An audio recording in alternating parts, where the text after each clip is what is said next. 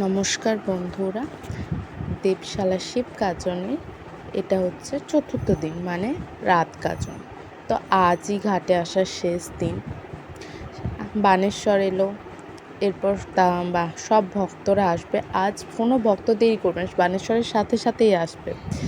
তো ভক্ত আসবে, আর যারা ডন্ডি সেবা দেবে তারাও আসবে। তো একে একে সবাই আসবে। আর আজকে প্রচুর ঢাক নিয়ে আসবে, মানে অন্য দিনে যদি 4টে আসে, আজ তার 3 ডবল আসবে। প্রত্যেকটা বান পড়ার সাথে সাথে ঢাক যাবে। তো আর যারা ডন্ডি দেবে তাদের সাথে সাথে ঢাক যাবে। তো সেরকমভাবেই আর যারা ডন্ডি দেবে তাদেরকে মালা দেওয়া হয়, মানে তারা রাস্তায় ডন্ডি দিতে দিতে যায়, তারা বাবার নাম করে এবং ফুল ছড়ে তারা গলায় মালা পরে, তারপর ডন্ডি দেয়। তো এখানে মোটু আর পাতলু সেজেছিল, দুটো লোক। তো সেখানে সেরকমই বাচ্চারা সবাই নাচছে ওদেরকে ঘিরে, একটা যেরকম পরিস্থিতি হয় আর কি। আর এখানে বাজনা নিয়ে আসা হচ্ছিল। আজকে যেহেতু শেষ দিন, তাই প্রচুর লোক হবে, প্রচুর ভিড় হয়, আর সবাই খুব এনজয় করে।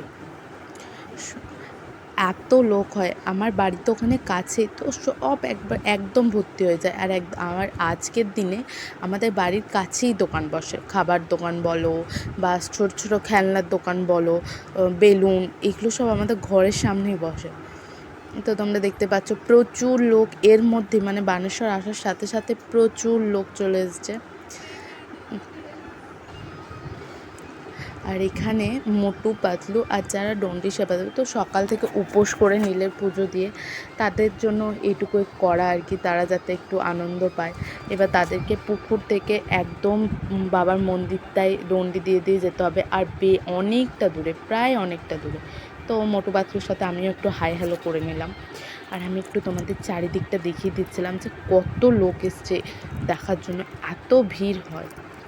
আর একটা ভিডিওয় বান ফোড়ার মানে একসাথে এত ফুটেজ দেওয়া একদম সম্ভব, তাহলে বোধহয় 1 ঘন্টার একটা ভিডিও হয়ে যাবে। তাই আমি একদম পার্ট করে দিলাম যে এটা বানেশ্বর আসার ভিডিও। তো আজকের মতো এটুকুই।